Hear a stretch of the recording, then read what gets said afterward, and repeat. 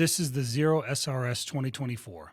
I know not many people own this bike yet, so I'm going to do a semi-thorough review of this bad boy and talk about the bike's features and riding capabilities.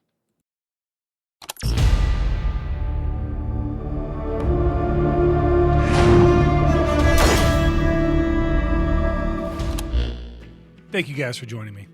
The reason I decided to do this review was because when I went to purchase this bike, there wasn't a ton of information on it from first-hand owners of these bikes out there. Now that I've been riding the bike for about 6 months, I figured it's time to do a review from an experienced sports bike rider's perspective. A brief history on my riding experience. I owned a CBR 600RR that I rode consistently for 14 years. I have been a motorcycle safety mentor on and off in that time for the United States military for roughly a decade. I was a mentor for 2 companies, 1 battalion, and even helped write revisions to the program for at least 1 major division. I'll do my best to keep my topics lined up logically, but this is a lot different than my usual content, so if I ramble a little bit, I apologize in advance. I made the decision to switch to an EV based on a few key factors and settled on the Zero due to some of the bike's more unique characteristics compared to other EVs, which we'll be discussing during this video. My intention is to help those ICE bike owners who may be interested in checking out an EV in their near future, or perhaps just satisfy some curiosities from veteran or even new rider perspectives. If this video helps you or informs you in any way, please hit that like button at the bottom of this video to help others find the video, and maybe you can help them as well. Before we get any further, some of you may be wondering, Zeroden, what does ICE and EV even mean? An ICE is an internal combustion engine. This is your typical engine that consumes gasoline to go vroom. An EV is an electric vehicle, which is an electric motor that is battery operated.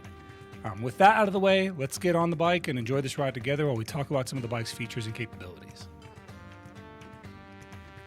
We're going to begin by going over the acceleration.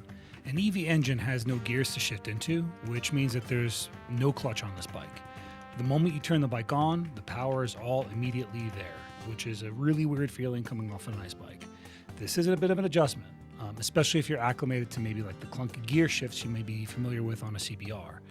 There's no lift on rapid acceleration, so you can kind of gun that engine as strong as you want because of how heavy the battery is. So we'll do an acceleration test and I'll show you guys firsthand.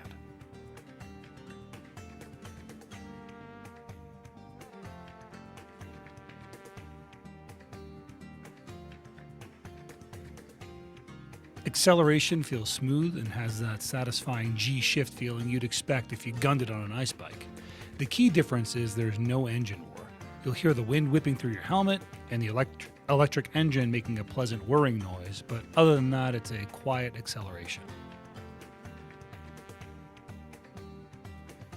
Now that we're up and moving, we can talk about the bike's handling. The bike handles exactly as you'd expect a sports bike to. This is thanks to some clever engineering on the manufacturer's part.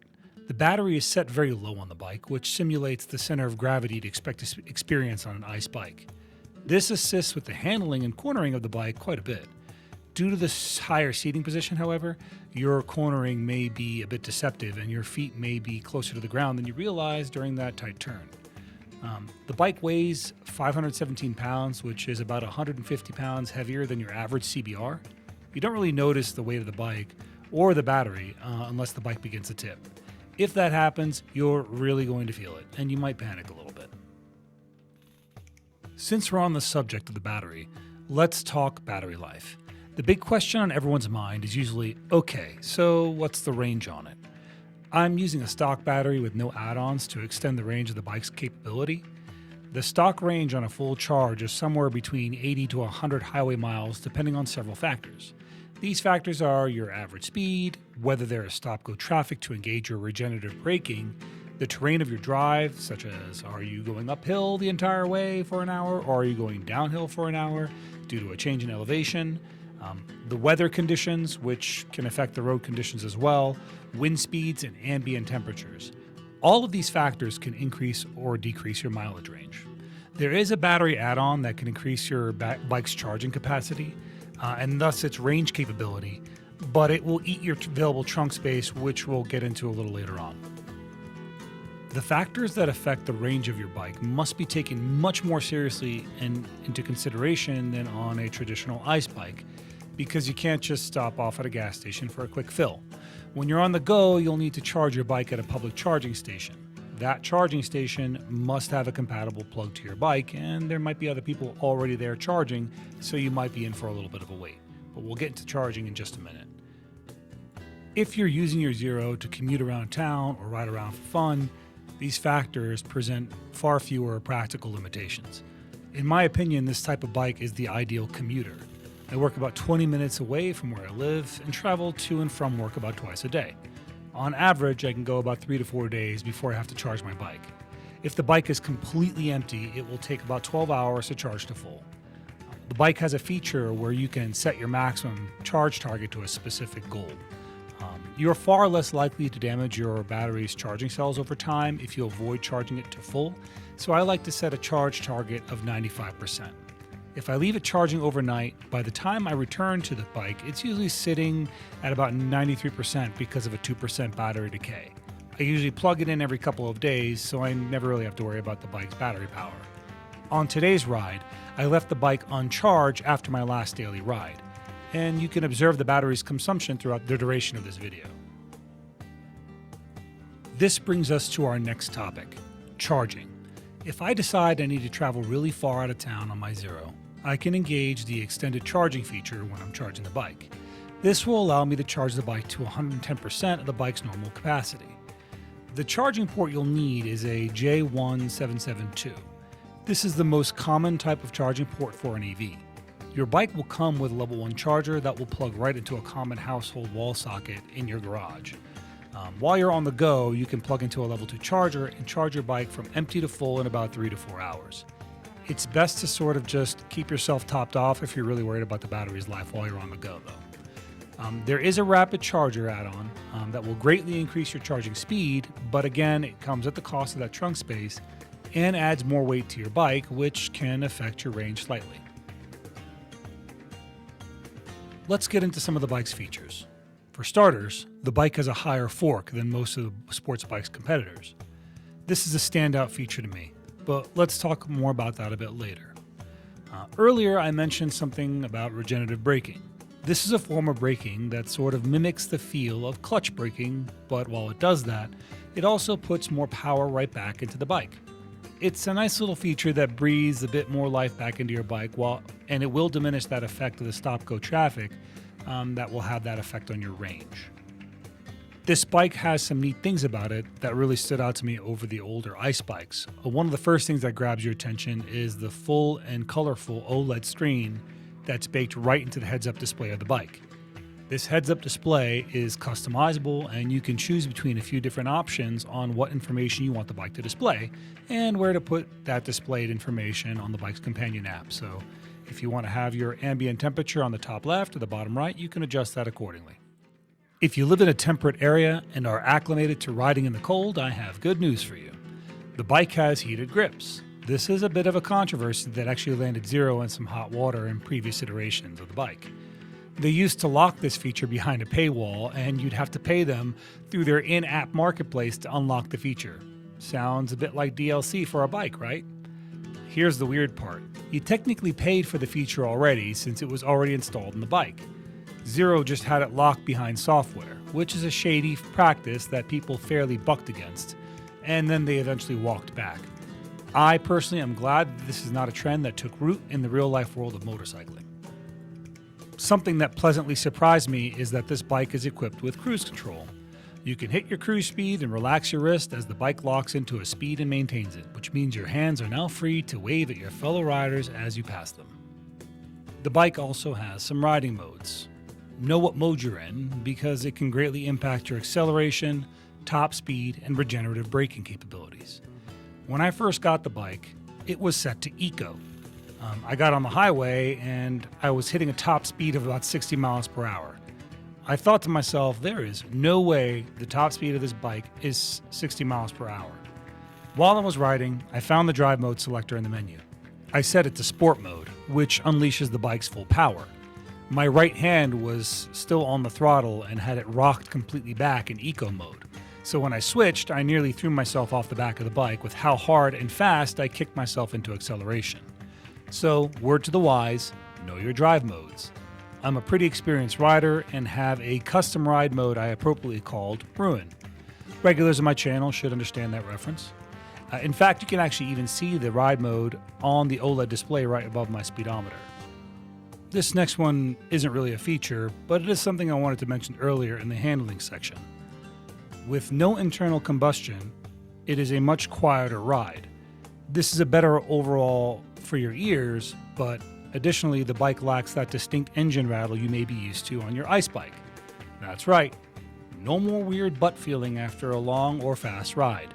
This also means you're far more aware of what your front tire is doing. You'll notice cracks, dips, and bumps in the road far more acutely than before. And at first, you may feel even overly concerned that you're being too rough with the bike. Rest assured, you were just as rough with your ice bike. Your body was just shaking too violently to notice it. Some additional considerations to take in before you decide to purchase a Zero. This bike runs around $22,000. So that's before any additional options. This is something you really want to consider when you go up to purchase it. Now, gasoline for a motorcycle is pretty cheap. So this isn't a huge of a gas savings as you're going to have going to an EV from an ICE on a car. On the subject matter about options, that's definitely a limitation for the Zero. Not many, if any, manufacturers are making parts of the Zero. That means the third-party market for this bike is pretty much dead for now.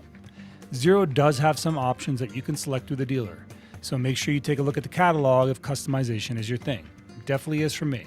I pretty much picked up every option in order to black out the body of the bike. That can easily raise your purchase price by a few $1,000s. This problem persists when it comes to service. Not many of your average bike shops are comfortable servicing Zeros, so you will likely have to return to your Zero dealer to get the bike serviced. This bike is ultimately an ideal commuter. For my situation, it's the perfect bike.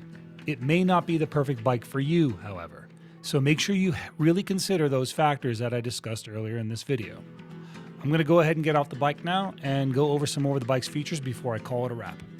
Now, one thing we talked about during the video was the fact that this vehicle had some trunk space. I'm going to show you guys what that looks like. Now, if you're coming off a usual sports bike, your trunk is usually like right here, which is, you know, it doesn't really give you a lot of space. You might be able to stick your registration in there, perhaps like a small screwdriver or something so you can get access under your seat. But in this one, you actually have a really nice, decently sized trunk. I keep my registration in here and some netting in case I need to tie something down to the back of the bike on the rail system. And I got a hoodie in there, and you can see it's spacious. Like you can put a lot of stuff in here. You can go grab an energy drink or two from the gas station, do a quick errand, stuff some stuff in there. It does give you some versatility in terms of how you use that trunk space. And it's like almost like a personalized locker that you can then use the bike for. Additionally, I want to talk about the handlebar height. So one of the things that you see on an ice bike is usually that handlebars are set a little lower, giving you that very aggressive riding stance, which can be very uncomfortable for long rides. But on the Zero, the fork sits up a little higher, so you actually have a really comfortable riding position while you're on it. It's more upright, not quite cruiser level, but it is upright. And then you have the seating. So the seating is not leather. It's partial leather. I don't really know what this material is, but it's really comfortable to sit on. It's a little uncomfortable in the narrower portion here, which is, I feel like this might be a little bit too narrow. But the back, as you sit, it kind of encourages you to sit further back, which is better for your posture anyway and your balance.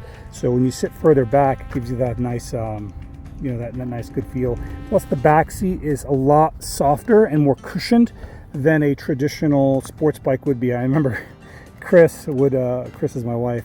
She'd complain a lot about riding on the other bike because of how uncomfortable that back seat was. So if you are a person that rides with maybe a significant other and that's a factor for you, this is a lot more comfortable for that person's back seat there.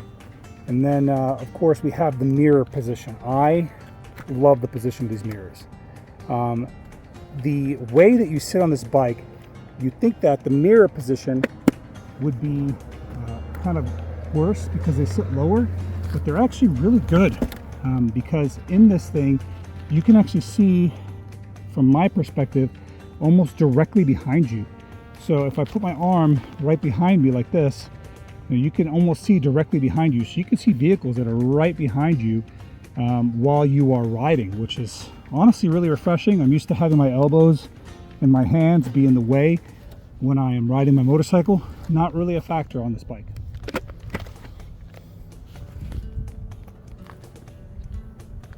One other thing that kind of drove me crazy about my old ice bike was in a CBR. And if you are a Honda, if you know somebody that works at Honda, or you are a Honda engineer, listen, you need to stop doing these bikes that have one side be your high beams and the other side be your low beams.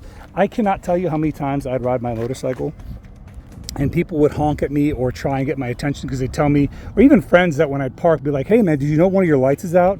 I'm like, no man, my light's not out. That's just how the bike is manufactured, because one of the headlights is considered high beams. So yeah, it's kind of, you're screwed either way.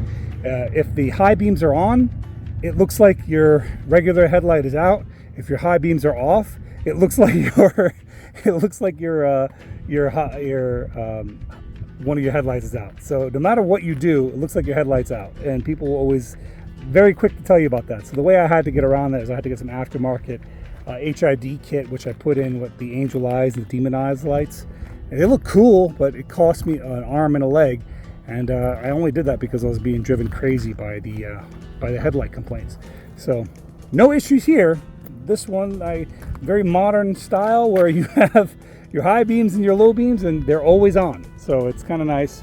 You don't have to worry about your lights being off and on, whatever. But yeah, your headlights are always on. You have your daytime drive lights, and then if you need high beams, you can flip your high beams on separately.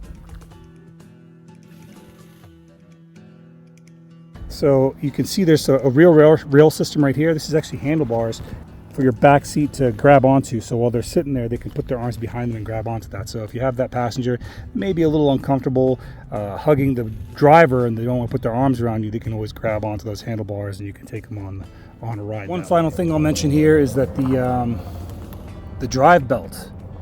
When you get a bike like this, they'll advise you to come get your drive belt readjusted about a couple weeks after you've been riding. I recommend it be more like a month.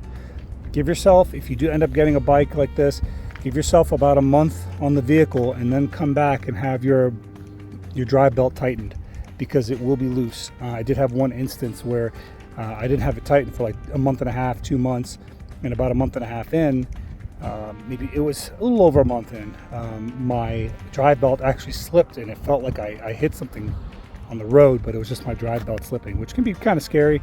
So do keep that in mind, that you need to get that drive belt tightened. But once it's tightened, it's beautiful. You'll have that telltale indicator that your drive belt needs to be tightened, because what will happen is your bike will start to chirp, kind of like a bird. It'll make some bird-like noises, and then you'll know, hey man, I need to get that drive belt tightened up. And if you ever hear that, that's exactly what that's telling you. It's your Zero telling you to go get that drive belt tightened down. If you stuck with me this long, I thank you guys for joining me today. If this video was at all helpful to you or enjoyable, please hit that like button, subscribe to the channel.